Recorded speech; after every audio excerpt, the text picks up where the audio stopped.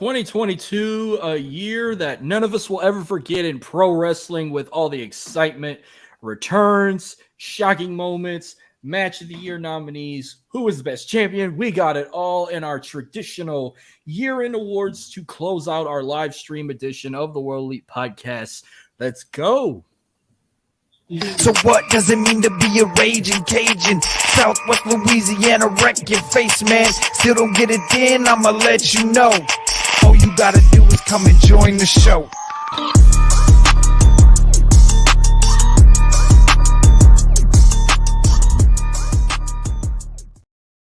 Yo, everybody, we are the highest tier pod of your weekly unfiltered wrestling. We are the World Elite Podcast, part of Floor Slapper Sports. Your number one in all your sports and pro wrestling needs is floorslappersports.com. We are free and available wherever you get your podcasts, and we are on YouTube as well as we are tonight, and on Facebook with our special live stream. Year-end awards tonight. Of course, we are your hostly trio. It seems like forever again, but we are back. I am Marcus Griswold at MarcusElite337 on Twitter. And just a couple more days and I'll go back to my usual. So I got Dylan and Jordan as well. Guys, where can we find you? First of all, doing well. Christmas was great. Holidays as a whole was great. Yeah, it does feel like an eternity since we did our last show together. But for sure, always nice to be back together as a trio. You can find me on Twitter at DylanAbear_. And I'm doing good, and you can find me at Jordan_J2000. That's good to hear. Man, fuck today, bro. Today sucked. Work-wise. Fucking last few days of the month is a motherfucker. But I'm here. I've been waiting to do this one because it's become a World Elite Podcast tradition. We close out the end of the year with our end-of-year awards. And then, before we even move any further, just to let the cat out the bag. Somebody's got a birthday coming. And not far behind, 2 more days before another. So, happy birthday to you. Happy birthday to you. Happy birthday, dear Dylan. Happy birthday to you.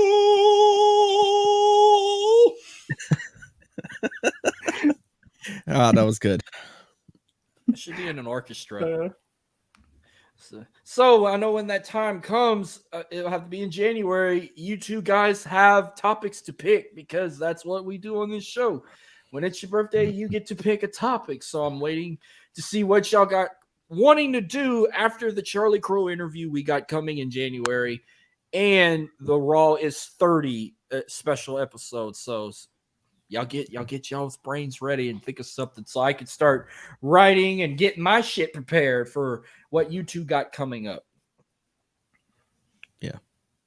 So, yeah. That sounds well, you got 1 more year left until you turn dirty 30. So are you nervous? Is your bladder getting high? No, seems to be everything. Well, so far so good. Still in my 20s, but I hear when you turn to your 30s, everything starts going downhill. Your back starts hurting more than usual, and yeah, it's pretty rough. So, I'm kind of looking forward to kind of not. Fuck it. My back just hurts from too much sex, but other than that, I just feel fantastic being in my 30s. But Jordan, you're gonna turn how old? You're in your 23. 20. Oh, you're going in your MJ years, your Jordan years. That's what I'm talking about. That should be like a grand birthday for you, but you're a January 2nd baby, so having your grandbaby as a young fucking sucks, because I had mine at 4. All I can remember was I got scared the fucking shit out of by Barney the fucking dinosaur. And then I probably joined that I Hate Barney club or whatever they had in that Barney documentary. Oh, yeah. Yeah. We're going to keep it at a normal pace. I know we're going to focus on year-end awards and whatnot, but we'll start with Dylan first. I mean, I'm pretty sure y'all celebrated y'all holiday Christmas together. Again, happy holidays, everybody. No, for all of us here, we hope everyone had a Merry Christmas. And with New Year's coming up, we're excited. Happy holidays, Happy New Year. Stay safe if you're going out and partying. Don't drink and drive. Cops are going to be bad. This is one of the worst time of the years that the cops are going to be checking and shit. But tell me how y'all's Christmas went. Anything special y'all got? Is there one gift you want to share that was like your holy shit gift of the season?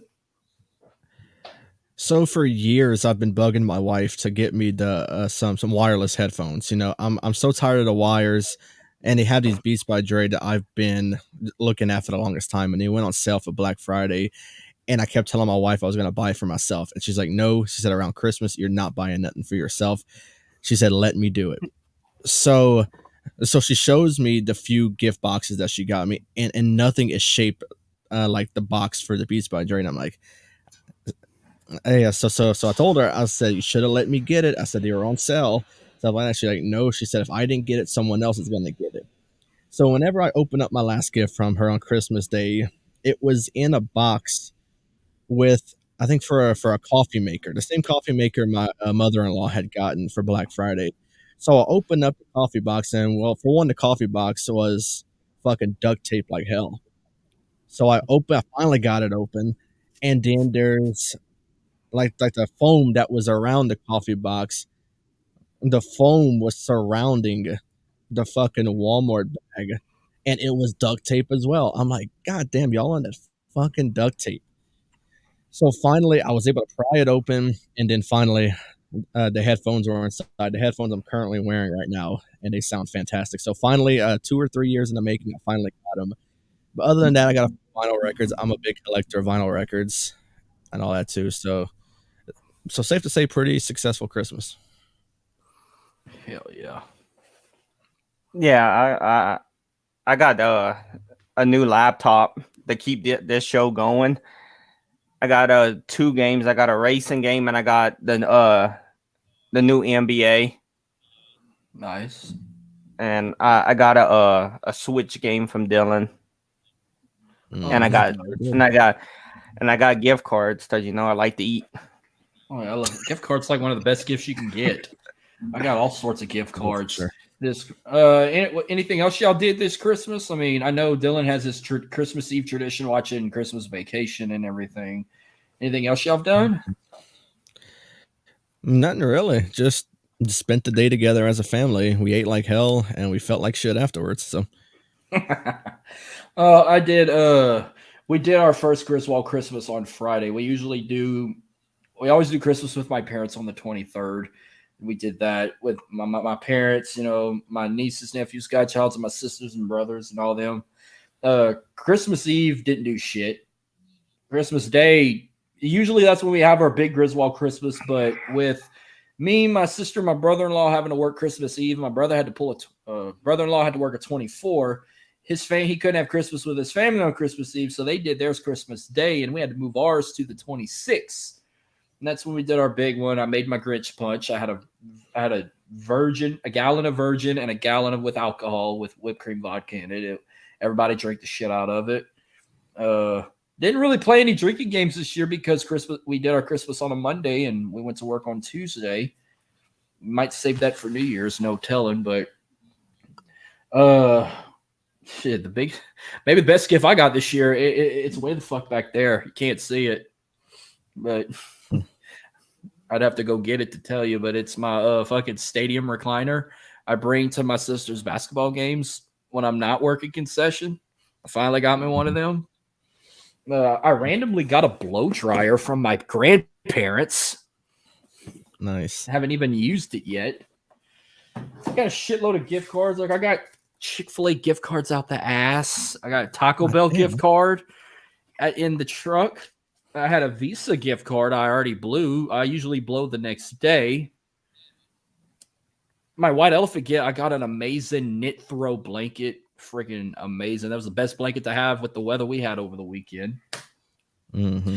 And did my Christmas movie marathon, my new Christmas Eve tradition since 2018, my Christmas movie marathon, which I think I annoyed the shit out of everybody on social media because I had 12 movies to watch, and it took me 3 days to watch all 12 movies thanks to the NFL being on a fucking Christmas Eve, having Christmas Eve games out the ass. And I had to work. I would have started it Christmas Eve morning, but I had to work till 12:30. When I got off, I had to go home and watch the Saints with a Christmas miracle win in the freezing snow against the Cleveland Browns.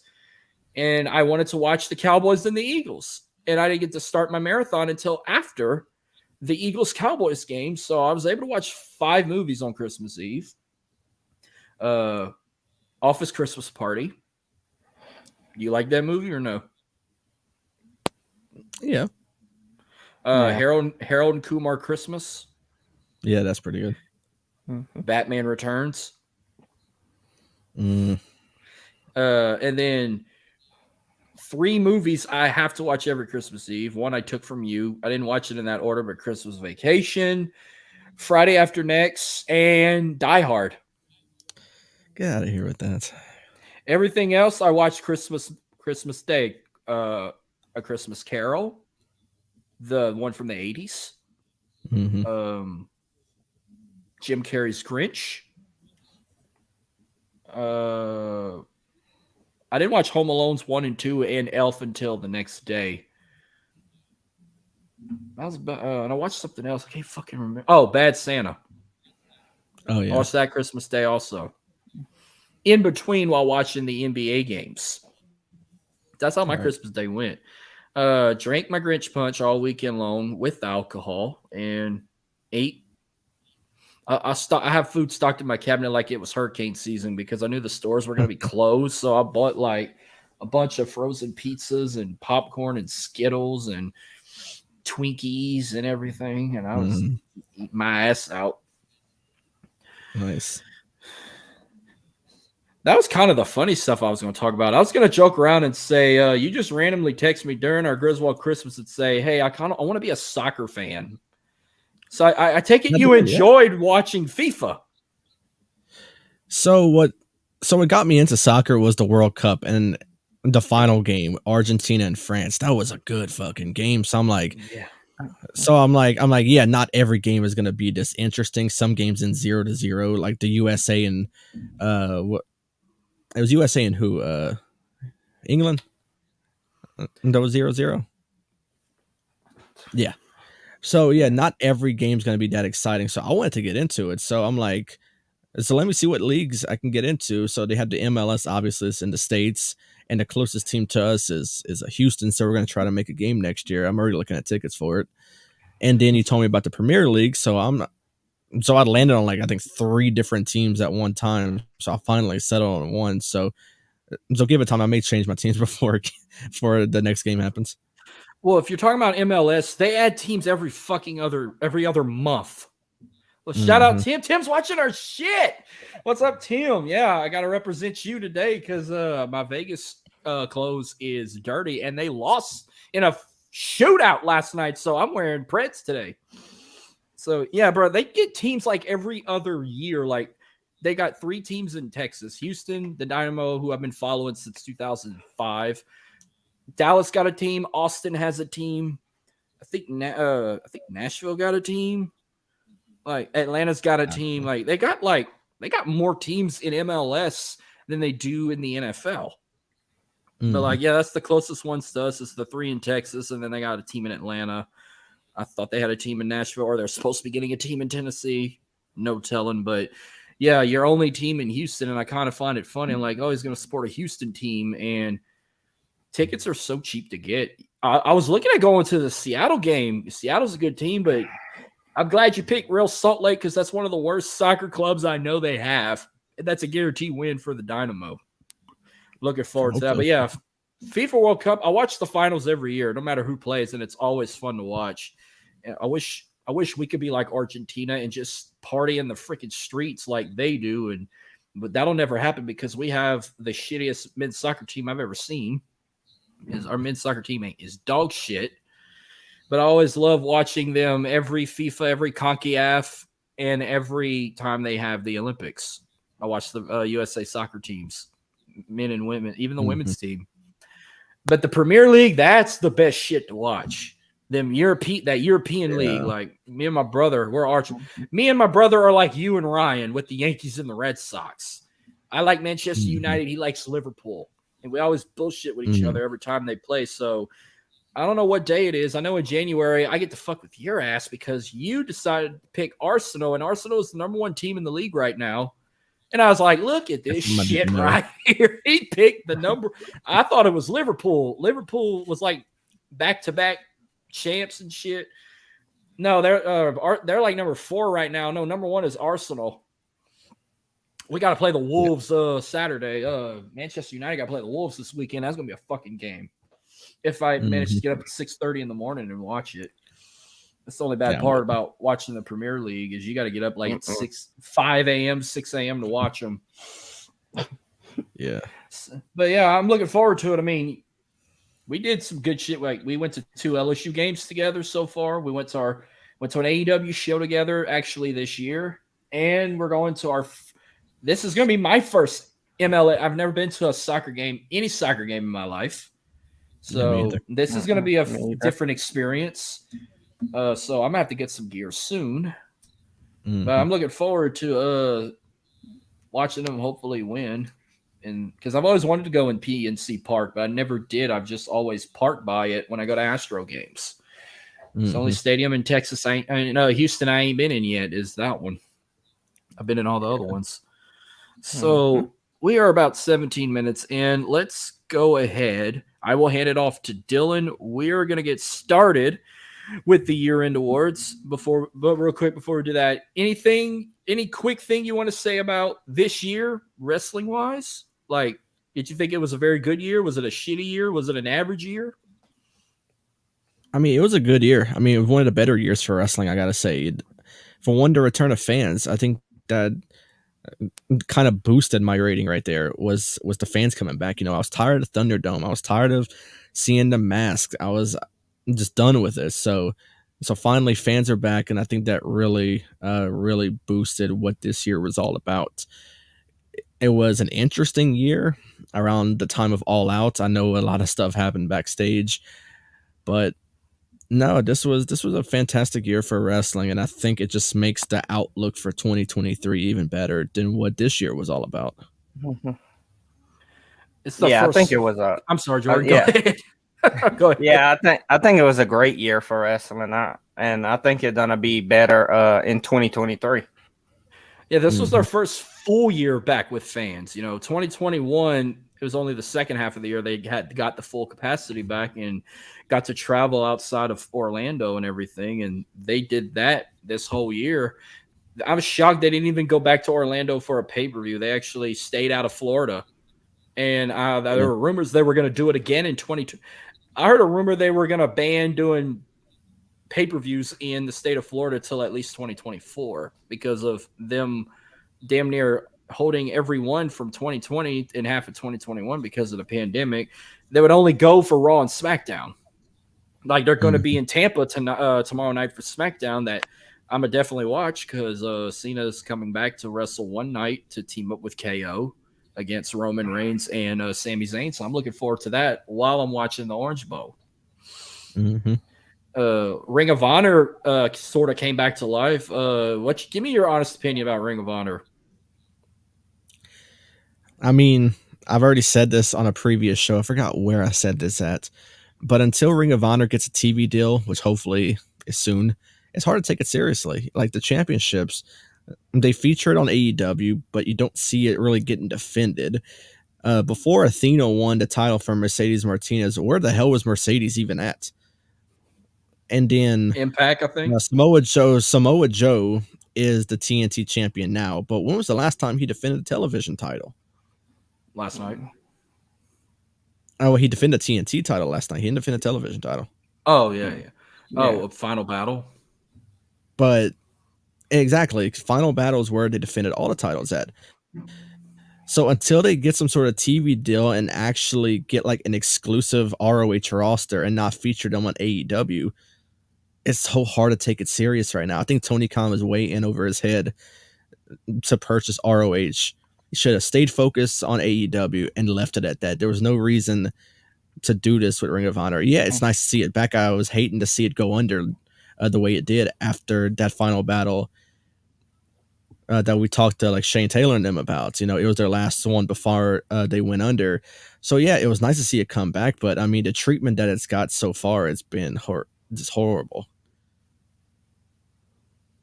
Yeah, Yeah, I'm hoping that it come back like better, and they Well, defend the titles more.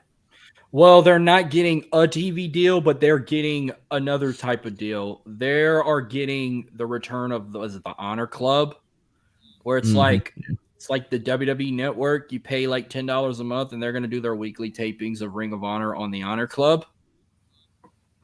That was the talk. Mm-hmm. So a lot of people were not happy about it, and I'm like, well, we are in the world of streaming anyway, so it's just another $10 out of my pocket anyway. I'm not even paying $10 for WWE Network anymore. I'm paying $5 now. Remember when we were paying like $14? It went from $9.99 to like $14, and then when they got the deal with Peacock, my bill dropped from $14 to $5. I See, can't that's what Ring of complain. Honor should do. I mean, that's what Ring of Honor should do. They should link up with a streaming service and do like live television shows on there. I mean, could you see shows doing strictly live shows on Peacock? I see the Premier League. If you can't watch it on NBC, it's on Peacock. So why not? What are you doing? HBO Max. That's the deal. That's the Yeah, lift they're streaming they're trying to get with, or Paramount Plus. It's I supposed mean, to be I mean, it one of doesn't them matter two. where you do it. I mean, I think that would for these streaming services, if ROH is available, I think you should jump at it because that would bring so much more of an audience if that person is not subscribed to that specific streaming service. So I think they should easily do that because that would draw so much more of an audience if you're offering to do Ring of Honor live every week on a certain day. I don't know. Oh yeah, back on being. I'm surprised you're not a fan of Nick Khan's Tony Khan's dad's Premier League team, Fulham FC. No. Figures you're not. They're probably the Jacksonville Jaguars of the Premier League. They sound like they suck. Well, the Jags might win the AFC South, so they're not that bad. Shit, we could probably win the NFC South if we could beat the Eagles and Brady and them lose to the Panthers. But don't count your eggs. Don't count your chickens before they Mm-mm. hatch. This has already been No. a dysfunctional season anyway. It's like I don't even care for Yeah. Bowl Mania anymore. I'm fucking tired of having a shitty bowl record, and I'm at the point where I might not even watch the fucking Citrus Bowl, but I'm probably still will. If we lose, I'm blaming it on Keishawn Boutte. All right, I Yeah. am handing it off to Dylan. We're now at the 24-minute mark. Let's get to tonight's broadcast. The 2022 World Elite End of the Year Awards, sponsored in part by Manscaped. Your balls will thank you. Go to manscaped.com. Use our promo code WEP to get 20% off plus free shipping. Check out my new Manscaped promo I did for New Year's. You're going to hear it on tomorrow's episode of Ready to Rumble with myself and Will from Botch Spots and Chair Shots on Royal Rumble 2003. It's pretty bangers. All right. So, Dylan, if you're ready, don't be nervous. I know it's your first time. Just be yourself and act like the audience is in their underwear if you got to. But take it away. Yeah, if this ain't your first time listening to end of year awards or even mid year awards that we did at the mid of this year, this is not my first time. I know how to host stuff like this, so I think I'll be okay. The pressure's on though. So for the first award, I actually let Jordan in on a little bit of a secret, and I wanted to kick things off with a fucking bang. And we are going to kick off our award show with the male superstar of the year. So how we're going to run it, we'll hand things off to Jordan, then Marcus, and then myself will go. So Jordan, who is your 2022 male superstar of the year? And give us an explanation. My male superstar of the year is MJF. Oh, Nice. Yeah, Okay. coming back, he was great, and then he beat Moxley for the title, and he's been great ever since. Wow. That's Nice. a good choice. I mean, MJF had a hell of a year. I like it. He did. Yeah. And for all our listeners, if you want to answer a question, feel free to tweet us and tweet us. I need to turn my phone off. I didn't mean to hear that. All right. Phone went off. Male superstar of the year. This one was kind of tough, but I'm not going with his win-loss record. I'm gonna go with how entertaining he was. Aww. Hello. Everybody's been using the fuck out of this emoji. Oh, she uses it like crazy. That's like her new favorite emoji. Mine, I updated my crying laughing emoji to the one sideways. Yeah, I noticed that. My sister started doing that, so I am. Okay, so I'm not going to go by win or loss records. I'm going to go just by the one who has entertained me the most. So my male superstar of the year is Seth freaking Rollins. Yeah. He's the most entertaining for me. He makes me laugh. He's put on banger matches. I know he finally got a pay-per-view win this year, and that was his only pay-per-view win he got. But still, I mean, he hell of a run. Even though he did not become world champion this year, he went to the other title that made it seem like the world championship, and he had a hell of a run with it. A title I never thought he would ever win again, but at least I got to see him as a champion finally. It was, 3 years since he won a championship. 2019 was the last time he was a champion. So that felt good to see. And I said, Seth freaking Rollins, man, I want it to be different than you guys because, everyone else is picking guys like Roman Reigns. Everybody's picking MJF, John Moxley, CM Punk, names like that, all on all the other shows I've listened to. I was going to be different and pick Seth Rollins because nobody else did. All right, Dylan, back to you. So if you want to talk about being different, I'm going to have to hit you with a Lee Corso. I'm going to say not so fast because my male superstar of the year, I got to agree with you, Marcus. I got to go Seth Rollins. So for me, it's not about the win or loss record because if I'm going win-loss record, then this guy would be bottom of the barrel because it was not pretty. He only has one, I believe, from, I think, Clash of the Castle when he beat Riddle. Yeah. So if you're going win or loss, yeah, like I said, it's not pretty. But entertaining, putting on fantastic matches, had a hell of a trilogy with Cody Rhodes. This guy can do no wrong. I was kind of going back and forth with Seth and John Moxley because Moxley had it to his advantage that he can work with other promotions. Like he was in GCW, showing up at random indie shows, and then of course working AEW. He was AEW World Champion a couple times this year. So it was a tough decision, but Seth Rollins easily, I think, will be a world champion at some point in 2023. I'm hoping finally they put the strap back on him, and not the U.S. title again. Put a world championship on this guy. He deserves it, and he just had a hell of a year. So that's why I got to pick him for my superstar of the year by far. Wait, who's your superstar of the year? Jesus Christ, you not hear any of that? No, it was Seth Rollins. Wait, why'd you tell me not so fast? You pulled Corso on me. Yeah, because you said you were the only one that picked Seth Rollins. Oh, I thought you were telling me not so fast. I got somebody better than Seth Rollins. Because when I heard Moxley, I'm like, oh, did he pick Moxley? Because it might be my internet. I thought my internet was cutting off again. And every time your loading screen pops up, it freezes on me. So you kind of kicked off at one point, but now my shit is up and running and jumping. So for our listeners, if you want to comment below or even send us your tweets, send us some tweets. Oh. I added that, so I'm going to add that from now on. Okay. Hey, Jordan, before I continue, did I mess up at all? No. Okay, I just want to make sure. You didn't mess up at all. My internet just froze for like 2 seconds, and now my internet is friggin' greener than marijuana. Okay, so yeah, male superstar of the year, Seth friggin' Rollins. All right. So I have all the awards right here, and let's go next to best tag team of the year. Jordan, who you got? Scissor me, daddy ass. I got the Acclaim.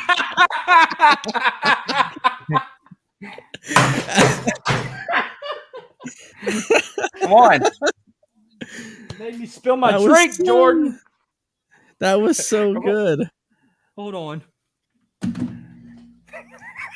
That was fantastic. Oh my god. I gotta screen record this when we're done. That was awesome. Oh, I did not expect that. Jesus. Tap dancing Christ, that was funny. They wrestle great. The raps are great. And when you say "scissor me, daddy ass," that's even great.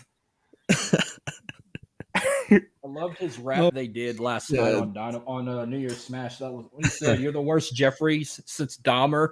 Damn, my balls dropped when I heard that. I was like, "What?" Oh god, that was awesome. Damn. God, that Wow. was funny. Thank you for closing out the year with a funny segment. Jordan hadn't made us laugh that hard since That was for God good. knows how long. My All right. god, that was so good. All right. Best tag team. That was good. That was probably the funniest thing he said all year. Probably. God, we might have the same pick again. I'm just saying, but my best tag team, I had to pick the Usos Yeah. because they became unified champs, and they've held the SmackDown tag titles for over a year and a half. They bring in the red belts, so they're carrying both titles. And yeah, I know they've been defending them so often, but they've been in. Not just in great tag matches, just themselves. You know, they were part of War Games that made them. And one of the Usos scored the pin for the Bloodline and everything. Jey Uso scored the pin. So, yeah. Go ahead with yours, and then I got to ask just one question real quick that doesn't relate to WWE. So yeah, I got the Usos. The Usos, for me, by far, were easily the best tag team. And the thing, I wanted to pick someone else, but they were the victim of bad booking. They didn't get the credit they deserved, even though they were holding multiple championships at the time. But it seems like now they're losing all of their championships. And I'm talking about FTR. FTR lost the ROH tag titles in that brutal matchup with the Briscoes, which I still have not watched. They just lost the AAA tag titles last night to Dragon Lee, and I think it was his brother, I believe. But Dragon Lee just announced he's going to NXT, which is awesome. And now they're just holding the IWGP tag titles, which, I mean, if they lose that, I mean, the rumors have to start circulating about them going back, possibly WWE or something like that. So if they lose another set of tag titles, which would be their last, I mean, like I said, rumors would be swirling around big time. But FTR was the victim of bad booking, unfortunately. So the Usos, for me, get that one up on them. And yeah, I would love to be biased and say, oh, let me pick the Young Bucks like I normally do. But the Young Bucks didn't have a great year. And they were out for quite some time due to their brawl at All Out with CM Punk and Ace Steel. So that's why I'm going to pick the Usos. They put on great matches. They had good rivalries all throughout the year. And they've been champion all throughout the year. So I think that's an easy pick right there. So yeah, the Usos get it for me. Okay, real quick. Did you ever get to watch Final Battle? No, you're missing out. You need to watch it. I know. Yeah, I do. Or at least watch the dog collar match.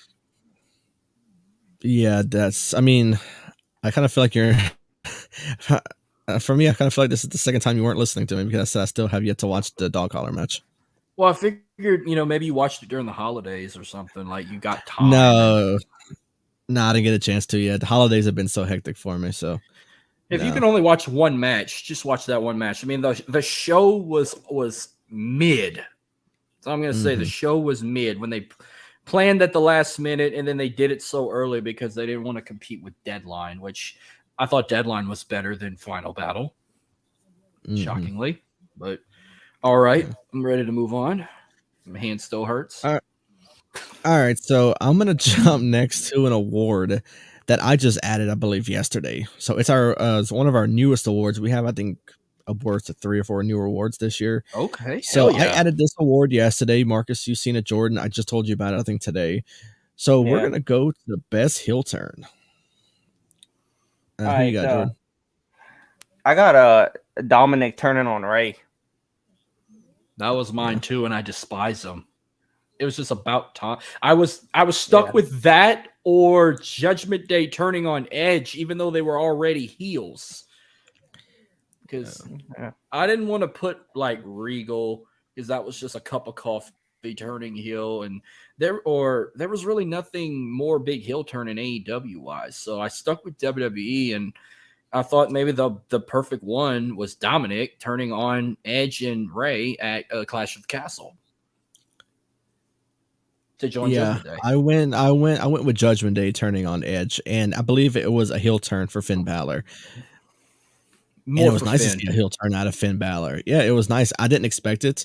When Finn came out, I thought it was one of those things where he was gonna say, "Yeah, I'm joining," but then he starts beating up everybody and gets assistance from someone coming out from the back. But then it was a shocking turn for me because Damian Priest was talking about how they need to get rid of that dead weight, and then he turned to Edge and said, "And that's you." And then they all started beating his ass, and it was a shocking turn. Dominic was not shocking for me because I've been calling that shit for months, and it finally happened. So it didn't really be shocking to me. So I wanted to pick something that was pretty shocking. So so for me, I did not see Judgment Day turning on Edge coming at all. So even though it was heel turning on heel, Neither did I. it was nice. Now Yeah.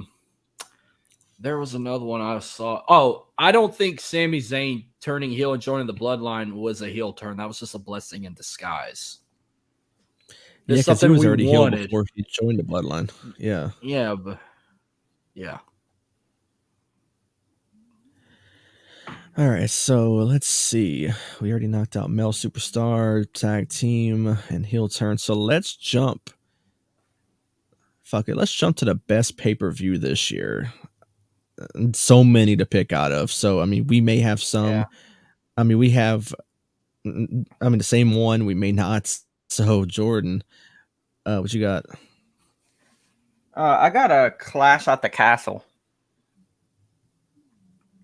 Okay. I was I think actually it was surprised. Yeah, I thought I was great actually. pay per view, and I think when that not when Bailey came back at SummerSlam, but that was her first match back at Clash at the Castle, right?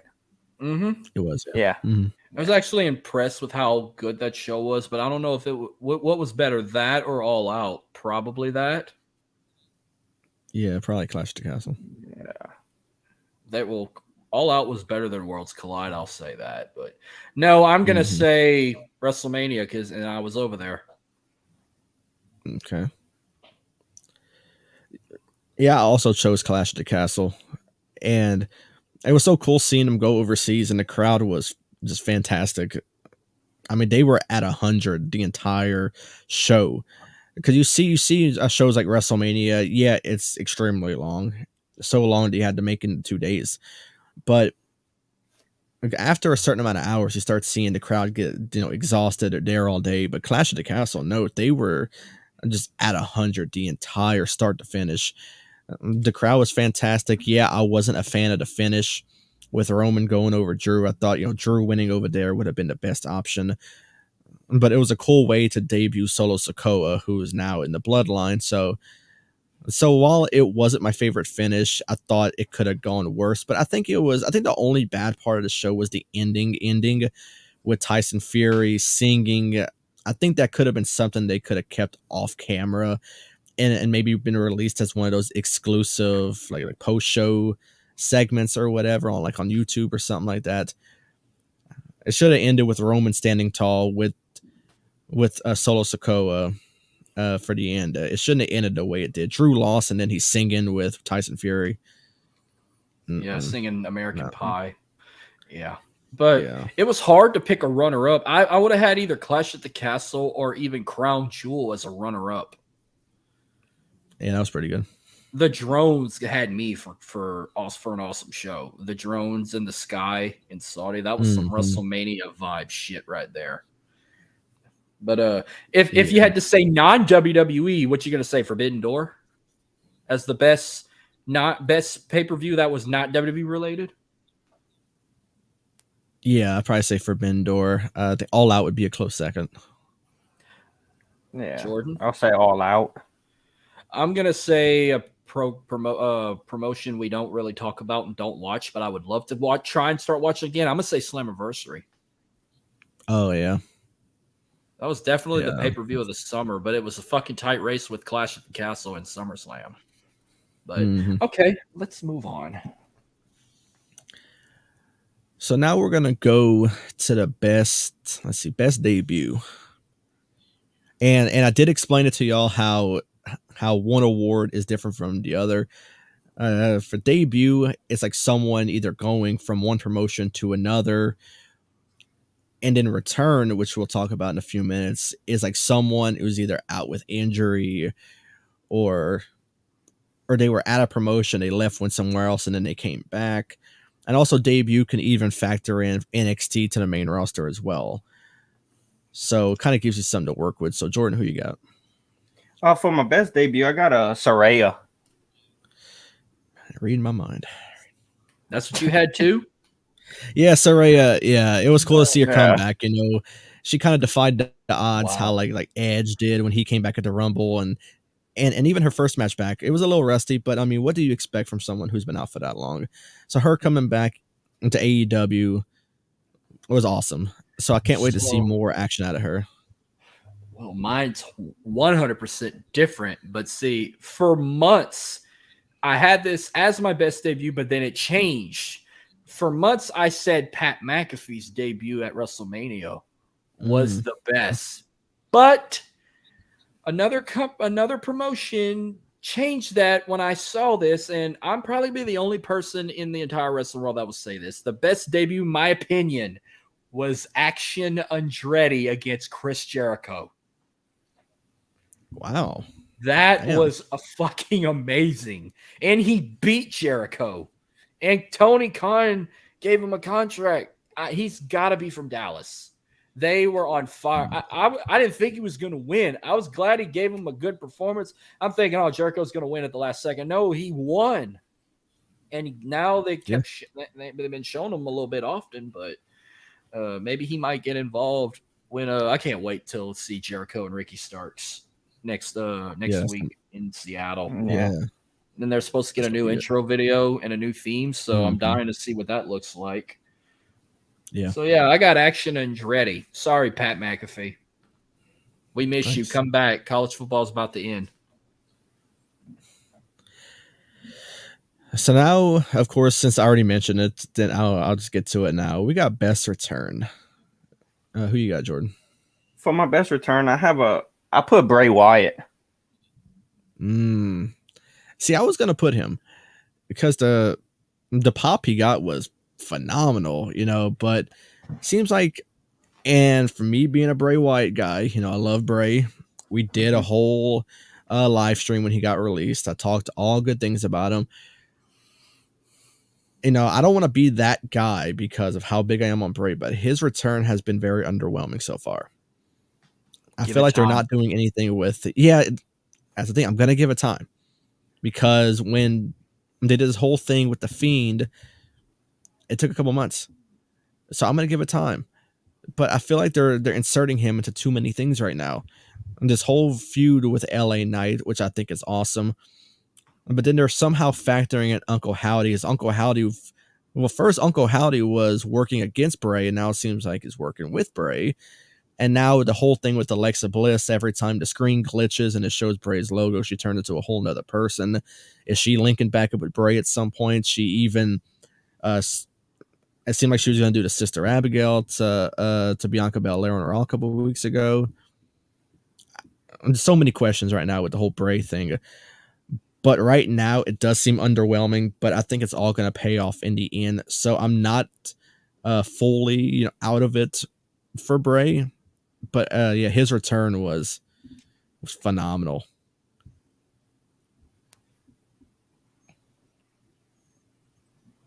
Jordan. Did he do his already? Oh, who did you say? You said Cody or Bray? Bray. I'm saying Bray Wyatt too. I mean, it's just I thought Bray's was louder than Cody's, but Bray the way it just closed out. I thought the way it closed out where the fucking characters came to life. Characters from the Firefly Funhouse came to life. That just made it the tribute to Brody Lee, the light, and then coming out in Uncle Howdy mask. that in the Philadelphia crowd was perfect. I mean, Cody's was just a hit out of left field. It's like, oh, we knew it was coming, but then we didn't know if it was coming. And that a lot of people are going to say Cody's return, but I was happy when Bray came. I wasn't happy when Cody came at first. Remember, I told you I'm out of 100,000 fans, I was the only one pissed off that Cody came back, and I had my arms crossed, and I was like, Seth's about to lose. But now I don't care anymore. It's like Tim fucking put me on the Cody bandwagon now. So if Cody does come back and win the Rumble, I will be happy, and I will get an American Nightmare shirt. Unless The Rock comes and wins the Rumble, I don't know what's gonna happen. If I can make a prediction now, I think Rhea Ripley might win the Women's Rumble because Sasha's not coming back. Sasha's going to New Japan. Bayley's probably going to go after the title. I don't see her in the Rumble, so I'm going to pick Rhea Ripley to win the Women's Rumble, and the men will be Cody. Yeah, my best return's Cody Rhodes. As much as I wanted to pick Bray, I think Cody coming back from AEW, even though leading up to it, we all knew, but also at Extreme Rules, we all knew as well because the signs led to Bray for weeks that it was him. Same thing with Like Cody. that. We all knew it was Cody that was going to be the mystery thing for Seth. So we knew it was going to be Cody, but the pop that he got at WrestleMania in front of 70, 80,000 plus, it was great. Seeing Cody come back, I for one was not big on Cody in AEW. I feel like he was one of those that he faces either a young talent or a new talent, and he goes over him because he can. But him coming over to WWE, it completely changed my outlook on him. His return was so good. So that's why he kind of gets that one up over Bray, I think, for my return. I think it's the White Rabbit too, and then it looked like a video game, like at Extreme Rules where he went in the X. That was like holy crap moment for me. Yeah. All right, let's see. We're gonna jump now to the best rivalry. Who you got, Jordan? For my best rivalry, I got Cody Rhodes and Seth Rollins. We're picking the same fucking answers. I despise it. I would despise anybody that picked that because it was one-sided the whole time. It doesn't matter for me because the storytelling was so good between them two. I don't even care if Cody won all three. I'll give you this. I'll give you that. Well, I can tell you for sure I did not pick Roman Reigns and Brock Lesnar like some people did that I've heard. I'm picking one no one ever thought of picking. They had 3 fucking amazing matches, 3 great 5-star matches, and I was there at the first one, FTR versus the Briscoes. Yeah, that was good. Yeah, that was. I mean, I wouldn't count. For me, it's hard to count as a rivalry because they really didn't have any in-ring stuff other than their 3 matches. It was all video promos. It was a bunch of Twitter beef. That's what they had. So yeah, it was a great rivalry, but I think for me, greatest matches was between them, not so much rivalry. So that's why I didn't even think about it. If I wanted to pick another rivalry that was just fantastic, I'm gonna say MJF and Punk at Revolution. That was good, really good. I don't know what match though was the best. I kept saying Supercard was the best match, but then again, watch that dog collar match. The 2 out of 3 falls, it was good 5-star, but it was the least interest 5-star match I saw out of the 3 matches. Like, man, I'm gonna have to probably say the dog collar match was better than the first meeting at Supercard. Yeah. Let's see. All right. So now we move on. Since we're talking about rivalries and matches, we're going to get to the best match. All right. My best match, I got Becky Lynch versus Bianca at WrestleMania 38. Finally, we didn't pick anything the same this time. Me too. Yeah, just a great match. Yes, that was probably one of my favorite women's matches I ever saw. And Bianca won. No offense to Becky Lynch. She's great. I love her, but I was rooting for Bianca that night, and she got the title back. Yeah. So, yeah, I went different. And when we talked about this match when we did our prediction show, I said that I was looking forward to two guys just beating the shit out of each other, and that's exactly what we got in this fantastic match. And it came from my favorite pay-per-view of the year, and that's Sheamus and Gunther for the Intercontinental Championship. I loved that match. It was so good, and even the crowd behind it, fantastic. Gunther has made the Intercontinental Championship relevant this year. He's a great champion, putting on spectacular matches. Just had a great match with Ricochet not long ago. I can't wait to see what this year holds for him. He's going to have so many other good matches. Dylan, I acknowledge you for not picking Cody versus Seth in Hell in a Cell like every fucking body else did. I mean, it was a fantastic match, don't get me wrong, but it wasn't the best, I think. But I mean, it's kind of hard to say which one was the true best, but I mean, everyone has their own opinion on it. A lot of people pick Cody and Seth from Hell in a Cell, but I think Sheamus and Gunther, like I said, for our prediction show, I said two men beating the shit out of each other, and that's exactly what we got. They were beating the hell out of each other the whole time. That was picked on WWE.com for Match of the Year also. I don't even know what the runner-ups were. Somebody said Bianca and Becky was a runner-up. Brock and Roman, I think at SummerSlam was a runner-up, or even Roman and Drew at Clash at the Castle was a runner-up or something like that. Those were the top 4 matches of the year. And Cody and Seth at WrestleMania, that was the top 5. Mm-hmm. So let's see. Okay, I think we only have a few left. So these two next awards come one after another. So I'll start off good and then I'll go bad. So we're going to start off with the best face this year. Who was the greatest baby face this year, start to finish? Jordan, who you got? I got Drew McIntyre. That's good. Yeah, he was a great really baby face. Oh, best face? I'm going to say Brock Lesnar. Cowboy ponytail Brock Lesnar. That was the best face in my opinion. So I said Cody Rhodes was the best babyface this year. And I think giving him a full year, I think he would have got the crowd more invested in him, even more than what he already did. But he was a babyface leaving AEW. I mean, before he left AEW. The crowd not so much behind him, but he was still trying to be a good guy, even though I didn't even care for him. But like I said, coming back, getting the pop he did, getting the crowd invested, telling the personal stories, like about Dusty and all that. And the crowd was behind him 100%, But I mean, both of y'all's is great answers as well. So many great baby faces. But I think, like I said, Cody, if he would have had a full year, oh man, he would have had the crowd behind him even more. So I got to give it to Cody for this one. So now we talked baby faces. So now let's jump to a more interesting one. I feel like we'll have the same answer for, or more me and Jordan, because it seems like we're matching up for almost everything. So who's the best heel this year, Jordan? I put Seth Rollins. Okay, I did not see that coming. Wow, okay. Best heel is the easiest pick I have put this year, and it's MJF. Yeah, MJF is easy. Yeah, and even though he's a heel, the crowd loves him. So, I mean, yeah, he's a true heel. He talks shit on everybody, talks shit about where he's at. The crowd don't care. They still love him. So while he's a heel, he's also kind of a face if you think about it, because the crowd just loves him. So let's see. I think we are down to, if I'm not mistaken, okay, we have, I think, 3 left. So let's get to what should be easy.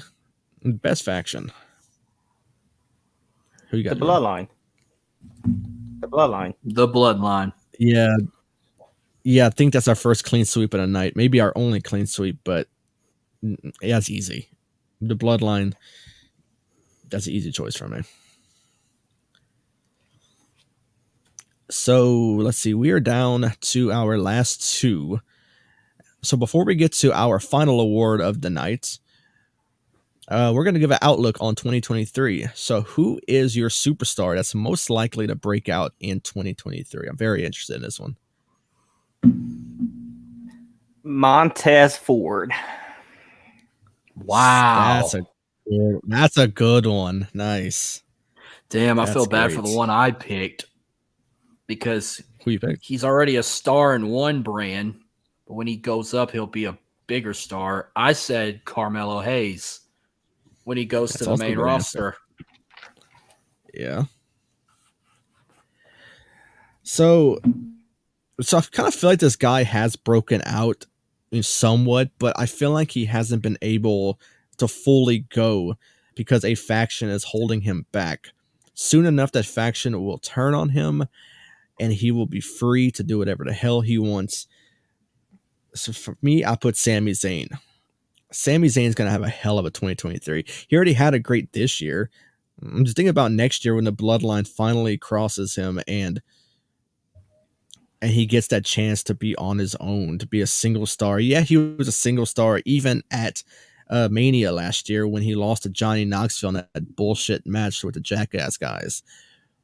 This is his time to finally let Triple H realize what he has in Sami Zayn and let him do great things. So Sami Zayn's gonna have a great year. So I think he's gonna be one of the more better superstars to break out this year. And then we get to our final award of the night. We kicked off with Male Superstar of the Year, so I think it's only fitting that we close it out. Female Super. What happened, Jordan? You got Did two we do more. best champion? We didn't do best You champion. got two left. I forgot about that one too. So we have two left. I thought we already did. No, we just did male. Yeah, we just got female superstar of the year and best champion. So yeah, we got two left. Oh, a hell of a spoiler that's our last award. But yes, okay, let's get off with best champion, even though I think that'll be an easy one as well. So who you got? I put Roman Reigns. I put Jon Moxley.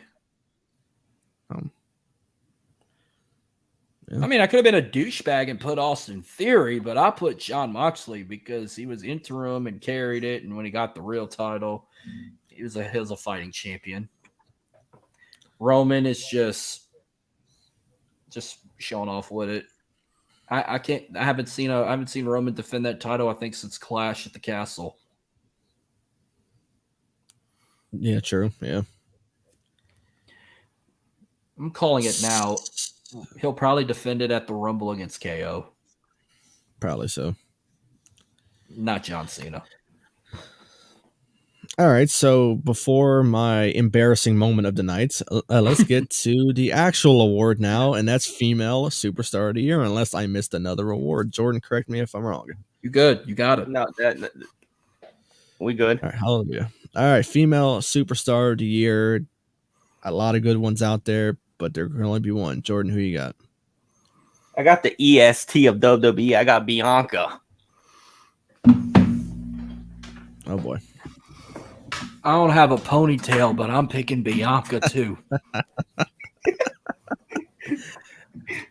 So I thought it was going to be our only clean sweep, but no, this is our next. I got Bianca as well. She had a fantastic year. Congratulations to the following superstars that won these awards. You won't get no trophy in the mail. We'll just acknowledge you. Yeah, pretty much. Anybody who needs a trophy is Jordan for telling us to scissor him daddy ass. I cannot wait till the show ends so I can screen record this and put it on Twitter. Yeah, screen record that and screen record. Now you ain't got to do the fucking twirl. Oh, no, that was great. So something I thought was a cool idea that we did at the end of last year's year-end awards, we look back at every not every champion. We'll look back at most of the champions, and we decide who was the best champion for each of those titles. So this will be the first time we will not include Impact Wrestling because we barely watched it. So we're going to have down to 4 categories. We're going to do WWE, NXT, AEW, and Ring of Honor. So since Jordan was the most entertaining one, you get to pick a category to start with first. WWE. You want to start with WWE? So yeah. For this one, we are going to do every title except the SmackDown Tag Team Championships and the Universal Championship because it was the same person the entire year. The Usos won those titles back in July of 2021, never lost them. And Roman Reigns, he held the Universal title for 2 years now, never lost it. Yeah. So we'll start with the Raw tag, and Jordan will go first, then Dylan, then me. We'll start with the Raw Tag Team Championships. We've had 3 different champs: Alpha Academy, RK Bro, and the Usos. The Usos. Yeah, I'm gonna go with the Usos as well. I was gonna say RK Bro for once, but you know what? I'm gonna pick the Usos too, because they were my tag team, so I might as well give it to them. All right, the SmackDown Women's Championship. We've only had 3 different champions also: Charlotte Flair, Ronda Rousey, or Liv Morgan. I'll go Charlotte Flair. Yeah, I'm gonna go with Liv Morgan. I'm gonna pick Liv too. Fuck Ronda Rousey. I was happy for Liv when she finally got it, even though her run, everybody said her title reign was shit, but I enjoyed it. Mm-hmm. Yeah. All right, the Women's Tag Team Championships. They had quite a bit of champions for this one. So we have Carmella and Selena Vega, or Queen Selena, Sasha Banks and Naomi, Aaliyah and Raquel Gonzalez, Damage Control, or Alexa Bliss and Asuka. I'll go Sasha Banks and Naomi. I'm gonna go with Damage Control. I'm gonna pick Sasha and Naomi because I miss them. And I was glad to see Sasha finally get a WrestleMania moment, and I was there for it. So I will say that. You think if what happened didn't happen, you think they would still be champions now with that a long 300 something day reign going, or 200 something days reign going, or they would have lost it down the road? They probably would have lost it down the road, but they did bring relevancy to the women's tag titles, But it's very unfortunate what happened. I just wish for a better outcome for him, but it's not looking pretty. Yeah. All right. The Intercontinental Championship. We've had 4 different champions this year. Who is the better champion? Shinsuke Nakamura, Sami Zayn, Ricochet, or Gunther? Gunther. Gunther by a mile. Yeah, Gunther. I was going to pick Sami Zayn, but that reign was short. Thanks to Johnny Knoxville. Mm-hmm. All right. The United States Championship. Damian Priest, Finn Balor, Austin Theory, Bobby Lashley, or Seth freaking Rollins? I'll go Seth. Let's see. I'm gonna go Bobby Lashley. I'm gonna go with Austin Theory. Okay. Now, the Raw Women's Championship. There's only been 2: Becky Lynch or Bianca Belair. Bianca. Yeah, Bianca. Bianca. And finally, the WWE Championship. We've had 4 different title holders: Big E, Brock Lesnar, Bobby Lashley, or Roman Reigns. Roman. Yeah, Roman. I was going to pick Brock Lesnar, but Roman probably had more title defenses than Brock. Brock only had 2, if you count the unification match. So Reigns did have more title defenses than Brock. So I'll say Roman Reigns. Okay, Dylan, 3 categories left. Your turn to pick. Do you want to go NXT, AEW, or Ring of Honor? I'm gonna go Ring of Honor. All right. Ring of Honor, we'll look at every championship. So we'll start. Now, remember, they did have that absent in the first quarter of the year, but the Ring of Honor revived on April Fool's Day, April 1st of 2022. So we'll start with the Ring of Honor World 6-Man Tag Team Championships. There has only been three sets of trios teams to win those titles. You had the Righteous, Dalton Castle and the Boys, or the Embassy. You can go first, Dylan. Okay. Go ahead. Oh, I'll go to the last one you said. The Embassy. So The you're Embassy. picking Brian Cage, Khan, and Tayo Leona. Yeah. Okay. Let's see. I'm gonna go Dalton Castle and the boys. They were entertaining as fuck. Yeah, I love Dalton and the boys. The Righteous, I forgot their names. If Justin or anybody else who knows Ring of Honor really well could tell us who the Righteous was, I forgot their names. I know two of them. I think it's fuck now. Oh my god, Vincent and Dutch. I know that's them two because they were at the Performance Center not long ago. It was Vincent, Bateman, and Dutch. Yes, that's the Yeah. Righteous. Okay. Then we have the Ring of Honor World Television Championship. There's only been 3 different champions: Rhett Titus, Minoru Suzuki, or Samoa Joe. Samoa Joe. Yeah, Samoa Joe. I mean, he had that fantastic match with Minoru Suzuki at the Dynamite we were at in that main event. Samoa Joe's been having a great reign. Like I said at the beginning, wish they started featuring the title more often. But, Tony Khan, he has to focus on his AEW stuff more than Ring of Honor. Even though he's the fucking owner of Ring of Honor, start showcasing that stuff more. I'm going with Samoa Joe also, but it was crazy. I was there when Minoru Suzuki won that title, and I was also there when he lost it. Mm-hmm. He held it for 2 weeks. I wish he'd have held it longer, but that was a fucking hell of a main event, too. Freaking chop fest. Mm-hmm. Awesome match. Okay. The Ring of Honor Pure Wrestling Championship. There's only been 3. Josh Woods, Daniel Garcia, Wheeler Yuta, or Daniel Garcia. I'll go Josh Woods. Nice.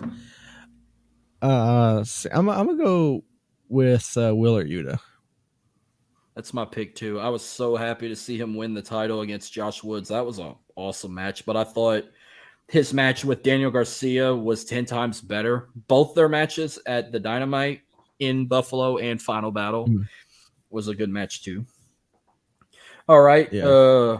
Ring of Honor World Tag Team Championships. There's only been 2 teams that won it. The Briscoes or FTR? FTR. Yeah, FTR. Briscoes just won them, so it's kind of hard to say they were the better ones. Yeah, FTR defended them quite often, but the Briscoes have just won them for a 13th time at Final Battle, so hell of a run, hell of a record right there. All right. The Ring of Honor Women's World Championship. We've had 4 different champions. Roxy, a.k.a. Roxanne Perez, Deonna Purrazzo, Mercedes Martinez, or Athena? I'll go to second one. Deonna Purrazzo? Yeah. I mean, it's a hard one to choose because, Mercedes held it for a while, but she was never there. So, I mean, I guess I'll go Mercedes. I mean, she had the longer run, I think, this year, if I'm not mistaken. I know Deonna had a pretty lengthy run with it, but her ties with Impact, I don't think she could really appear that often. So she had to lose it on that Dynamite with, I think it was like the unification match or something like that with Mercedes, and she had to lose it right there. Yeah. All right. Quick history lesson. The women's title in Ring of Honor back in the day used to be called the Women of Honor World Championship, but they revived it like in 2018 or something.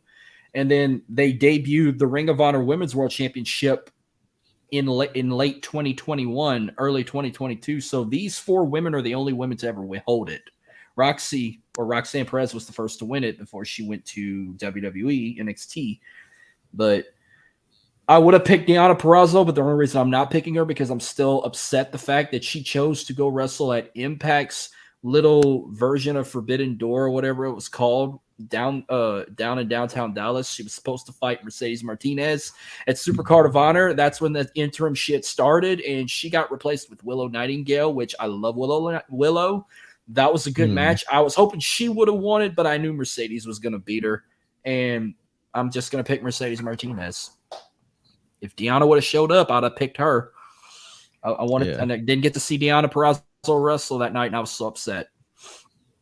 All right, one more for this one. The Ring of Honor World Championship. There's only been 4 different champs. Bandito, Jonathan Gresham, Claudio Castagnoli, and Chris Jericho. The second one you said. Jonathan Gresham, the Foundation or the Octopus, Jonathan Gresham. Yeah. I'm going to go Chris Jericho. I'm going to pick Gresham, too. I like Jonathan Gresham. I like the Octopus. It's still one of the weirdest nicknames you can have, the Octopus. Yeah. All right, so I'll go and choose NXT. Okay. We'll do every championship, but there's only 5 titles, so we'll keep this one. Will be quick, and then we'll end it with AEW. So NXT, we'll start with the NXT Women's Tag Team Championships. There's been 4 different tag champs throughout the year: Toxic Attraction, Dakota Kai and Raquel Gonzalez, Cora Jade and Roxanne Perez, or Kaden Carter and Katana Chance. The first one. Toxic Attraction. Yeah. PG and Casey? Toxic Attraction easily. Yeah, they were the better ones. Yeah, I also picked Toxic Attraction. Okay. The NXT North American Championship. Carmelo Hayes, Cameron Grimes, Solo Sikoa, or Wesley? Carmelo Hayes. Yeah, Carmelo Hayes. Absolutely. And I cannot wait until he wins that NXT Championship. I'm calling it now. I think who won that fucking Iron Survivor Challenge? Von Wagner? No, Grayson Waller. Oh, Grayson Waller. Why did I say Von Wagner? Grayson Waller is going to get his title shot. If it's not at New Year's Evil, it'll be at Vengeance Day, and then Carmelo will challenge Braun at Stand and Deliver in Kobe's house, LA, and win it. And then Braun goes to the main roster. I'm calling it now. Yeah. All right, and I also pick Carmelo Hayes. All right, the NXT Tag Team Championships. There has been 5 different champions: Imperium, MSK, Pretty Deadly, the Creed Brothers, and the New Day. Imperium. Let's see. I'm gonna go Pretty Deadly. Bullshit. I'm joking. I'm picking Imperium. I would have picked the Creed Brothers, but I'm picking Imperium too. All right, the NXT Women's Championship. There's only been 2 champions: Mandy Rose or Roxanne Perez. Mandy Rose. Mandy. Yeah, Mandy. Miss you, Mandy. All right, and finally, the NXT Championship. There's only been 3 champions: Tommaso Ciampa, Braun Breaker, and Dolph Ziggler. Ciampa. I'm gonna go Braun Breaker. Yeah, I picked Braun Breaker too. Fuck Dolph Ziggler. And Ciampa only held it for like 3 days of the new year before he lost it. But he was a kick-ass champion to end 2021. I think I picked him in 2021 as the best NXT champion. I think. If not him, I think I said Finn Balor. I don't even remember. I'd have to go back and listen. All right. Yeah. In our last segment, we are going to do AEW. Now, we're doing every title except the TBS championship because there's only one fucking champion, and she needs to lose the title. Chris Statlander, wherever you are, please come and take the fucking belt off of her. I can't wait till she comes back. All right, let's start with the AEW Women's World Championship. There's only been 4 different champions: Britt Baker, Thunder Rosa, Toni Storm, or Jamie Hayter. I'll go Jamie Hayter. I'm gonna go Britt Baker. I also went with Britt Baker because to me, Tony was just an interim champion. All right, the Trios Championship, there's only been 2, and they're still fighting for it. We got the Elite or Death Triangle. The Elite. As much as I want to pick them, I gotta go with Death Triangle. You know, the Elite won them, and then a big scuffle at All Out. They got stripped of them, and they haven't won them back since. So, Death Triangle's been having a good run with them, but I think they're gonna lose them soon. Yeah, Death Triangle, I picked as the best champs of 2022 for those titles. But yeah, it's all rigged. The Escalero de la Marte is gonna happen in Los Angeles in the Young Bucks' hometown. They're gonna win him in the old Forum, and the team they hate the most is former home. The Clippers didn't play in the Forum. The Lakers did. They're Clippers fans. It's an embarrassing team to be a fan of, but okay.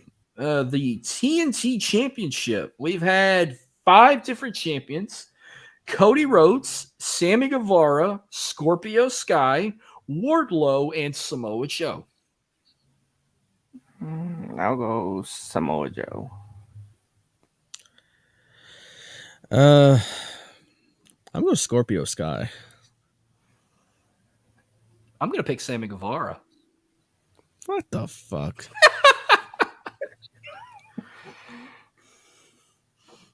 Okay. AEW World Tag Team Championships. There has been 5 different tag champs of this year. The Lucha Brothers, Jurassic Express, the Young Bucks, Swerve in Our Glory, or the Acclaim. I'll go Jurassic Express. Oh, man, I thought you were going to put the... I was waiting, but I was like, no, he was a fan of Jurassic Express. I didn't know what he was going to do there. I was waiting for him to do Tarzan Boy or tell him somebody to scissor him again. Yeah. So he went back and looked at his favorite tag team, former favorite tag team, Jurassic Express. Okay. Let's see. I guess I'll be biased as well. I'll go to Young Bucks. I picked Jurassic Express. The Acclaim was a tight race, but I thought I love Jungle Boy too. And Jungle Boy and Lucha Saurus were a great tag team. They had great title defenses, and we were there when they retained against Red Dragon. I got scared for a sec. I thought they were going to lose them. Yeah. But I called it. And I think Jordan and I were the only 2 that picked Jurassic. You and your brother picked Red Dragon. Me and Jordan picked Jurassic Express that night, and they retained. Yeah. Yeah. All right. And finally, the AEW World Championship. There has only been 4. Adam Page, CM Punk, Jon Moxley, or MJF? MJF. That's tough. I'm gonna go MJF. I'm going with Jon Moxley still. I'm gonna keep it at that. I said he was the best champion in the year-end awards, and that was why when the whole interim and then winning the real one like 2 weeks before Chicago, lost it, and then won it back at Dynamite Grand Slam. Yeah. Well, that will do it. That was fun. I'm not big when it comes to New Year's resolutions. Don't you fucking say you're going to the gym. I hate when people say, oh, I'm going to the gym. New year, new me. Any type of New Year resolution or anything you want for the show to be in 2023? I mean, of course, I like to see the show get bigger and bigger every year. Something I've been saying since we started the show. We started back in 2020. At the end, I said I wanted to get bigger. I said the same thing last year. I'm going to say the same thing again this year.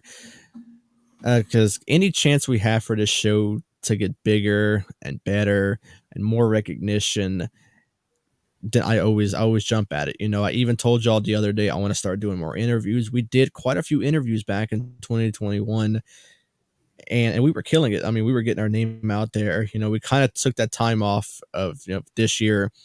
But I mean, first audio episode, I believe, for the upcoming year is going to be an interview for a returning guest, Charlie Curl. She was our most listened to episode last year, and she's going to be coming. She's excited.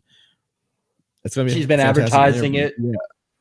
Yeah. And the thing is, I want to collab more with other podcasts. I want to make more friends. We made a lot of friends this year. And just that opportunity to grow and make more friends. And this is the main reason why I started. I wanted to start a podcast to have fun, to make friends, and just to interact with a lot of other people. And we did just that this year. And if we can do that again this upcoming year, with even more friends, more newer friends that we're making, then I'm fine with that. So if I want to say something that I want to, something for this show is get bigger, do more interviews, collab more with other podcasts. and the main reason why we started this podcast to have fun. Jordan? Next, like Dylan said, get it bigger and better, and let's keep this show rolling, boys. Well, I 100% agree with what y'all both said, especially Dylan, but I'm going to keep it different. I'm going to keep the same motivation, but I'm going to speak in different ways. But I can't wait for new shit we do, new topics we come up with, new interviewers we bring in. I'd like to bring some of the same people back. I'm excited about Charlie Kroll coming back, but I can't wait to talk with new faces. If we get lucky and get more new people that have maybe have had tryout matches on Dark Elevation or Ring of Honor or even NXT or in the Performance Center.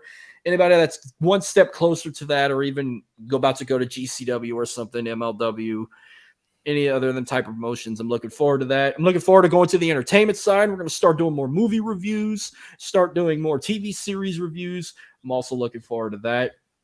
And yeah, it's going to be fun. I can't wait till we do Back to the Mania. I'm already doing season 3 of Ready to Rumble now. I will also do a season 2 of the Boys of SummerSlam when summertime comes. But yeah, I might as well go ahead and announce it now. There will be a Back to the Mania season 3 during the road to WrestleMania. I'm going to do 6 episodes. I'm doing 3 in February and 3 in March. I'm still looking for guests to join me. I thought I already announced this, but if I didn't, I'm going to do it anyway. So I'm doing WrestleMania 3 with Will Gray. He wants to talk Ricky Steamboat and Macho Man, and I feel like we might have to make it a 2-parter because he said he can talk hours about that match and that rivalry. So WrestleMania 3. So, and whoever that guy is for 2 years that's been telling us, hey, can you please do WrestleMania 3? You get your wish, man. Oh yeah, finally. I'm gonna have to bring him on. If we can find this guy, I would like to bring him on the show. Yeah. For that. WrestleMania 8. I'm probably going to try and get a hold of Brett to join me on that because he was the one that he wanted to talk about Piper and Bret Hart's battle for the Intercontinental title. I think it was a hardcore match or something. This one was requested for the last year. I'm doing WrestleMania 10 mainly because of the ladder match with Razor Ramon and Shawn Michaels for the Intercontinental Championship. I'm still looking for somebody for that one. WrestleMania 14. I'm doing with Justin from the End Time Wrestling Podcast for sure. I don't know if anybody else is coming on that one. And WrestleMania 26. I don't know who's coming on that yet. And I think y'all both coming on my last one I'm going to say. I think y'all both said y'all wanted this one. WrestleMania 31. Mm-hmm. Because I know you said you wanted to be on it to talk about the heist of the century. And I thought Jordan said the same thing. He wanted WrestleMania 31 or I thought one of y'all said 26 also, but I know Dylan said 31. He wanted to come on that one. Jordan, which one you wanted? That one too, or you want to go on 26? I'll do 26, I guess. Yeah. Or you can do both. You can hop on both of them. Well, whichever you want. Just let me know. All right. Well, that will do it. We have just closed out 2022 with a bang. Yep. And looking forward to 2023. The only thing I know coming up besides the Ready to Rumble and your World Elite Spotlight, the Charlie Kroll episode interview will be the first episode of the new year. Is it a live stream or is it audio? We're gonna do it audio. It's gonna be one of the first audio episodes we release for the new year. Well, that'll be the first of 2. Yeah, our first 2 episodes then is going to be audio. That, and then, of course, Raw is 30. Which, and how we're going to do that since it's 30 years, I was going to fuck with y'all and say we need to each make a top 30, but no, I'm not doing that. We're doing by category. We're going to focus on different eras. I'm going to do my top 10 moments from the Attitude and the Modern era. Dylan's going to focus on the Ruthless Aggression era and find the top 10 greatest moments from there. And Jordan is going to focus on today's era or the 2010s era, top 10 greatest moments from Raw from the 2010s to today. Mm-hmm. It's going to be easy enough. Make it easy for y'all. I'm going to try not to be biased with mine because I know a lot of shit I could pick is what everybody would pick, but I'm going to try and keep it because it might feature one or two of the same people, if you know what I mean. But yeah, that will do it for tonight. Again, Happy New Year, everyone. If you're going to be going out New Year's Eve, drink responsibly, drive sober or get pulled over. The cops are going to be bad, especially in my neck of the woods. Don't do anything stupid. I don't want to hear about somebody we know in the podcast wrestling world gets a DWI, DUI, or gets killed from drinking and driving. You know what to do. Stay safe. Dylan, I know it'll be your birthday. You're going to be partying hard at your house. Jordan will be with you. You guys have any last words and want to wish the Happy New Year to anybody? Sure. Yeah. So you mentioned World Elite Spotlight, Rated Rumble, Back to Mania. You announced season 3, but also the big announcement we made on our debut episode, season 2 of World Elite Spotlight, is World Elite Showdown is returning after WrestleMania.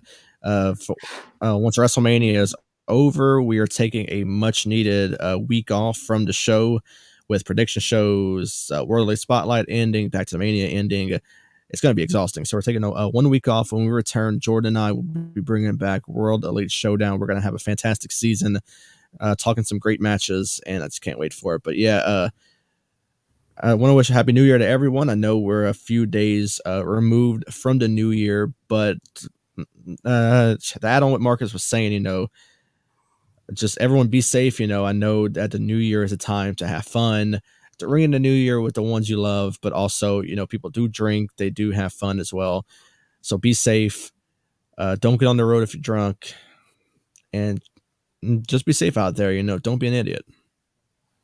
And most importantly, go ahead, Jordan. Yeah, just happy New Year's Day, everybody. And most importantly, don't stand too close to the fireworks, like old boy in the wheelchair. Yeah. Yeah. I'm surprised that my internet hadn't been blown up with that meme yet. But that's probably going to be on New Year's Eve, probably. Probably so.